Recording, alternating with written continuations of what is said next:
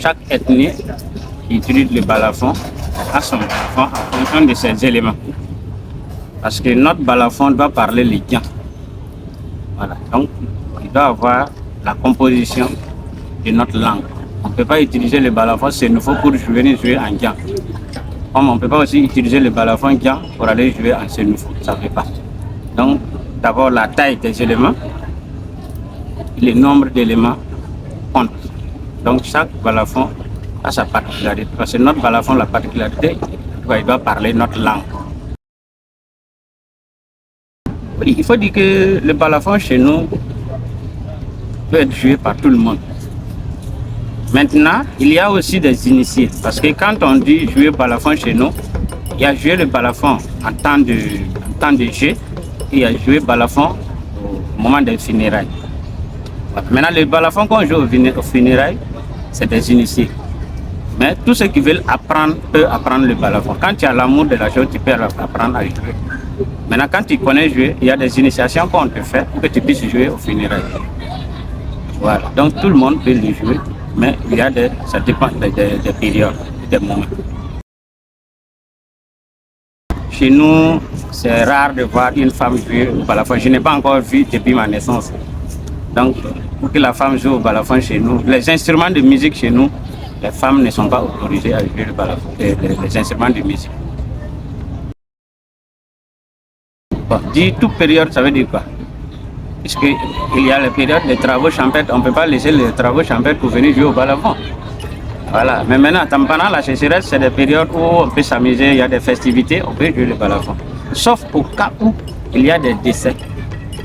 Voilà. Maintenant, les balafons qu'on joue au moment des décès, ça c'est obligatoire. Parce que les décès, on est obligé de faire les funérailles. Et en faisant les funérailles, on utilise le balafon. Quand c'est les travaux champêtres, on n'amène pas le balafon au champ pour jouer. Mais on a des flûtes, on a d'autres instruments pour jouer. Il y a des tam-tams pour aller jouer, mais le balafon ne part pas au champ. Seuls les balafonistes peuvent décortiquer le langage du balafon.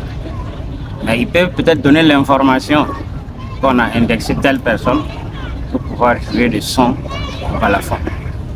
Voilà. Sinon, tout le monde ne peut pas décortiquer pour le son du balafon.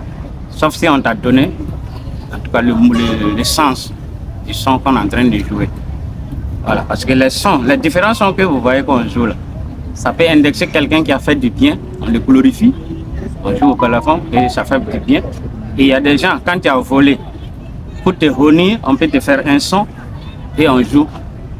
Voilà, pour que demain, tu ne voles plus. Ou celui qui est à côté, qui entend, il sait que s'il va faire du mal un jour, lui aussi on va faire son son. Et tous les enfants vont grandir, ils vont entendre le même son pour dire que toi tu as volé telle chose, telle période. Donc tout ça c'est pour éviter ce genre d'action. Donc le son du balafon, on crée le son en fonction de ce qui est, en fonction des actions qui se sont passées, que ce soit douloureux ou dans la joie.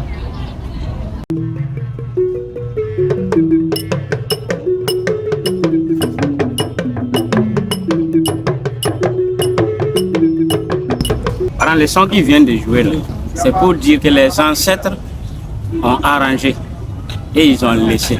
À nous aussi de continuer dans le même sens. C'est comme actuellement notre président qui est là. Il est venu trouver des gens qui ont laissé aussi des côtés positifs. Que nous aussi, la jeunesse, nous devrons continuer. Et lui aussi, il continue dans le même sens que nous devons l'accompagner.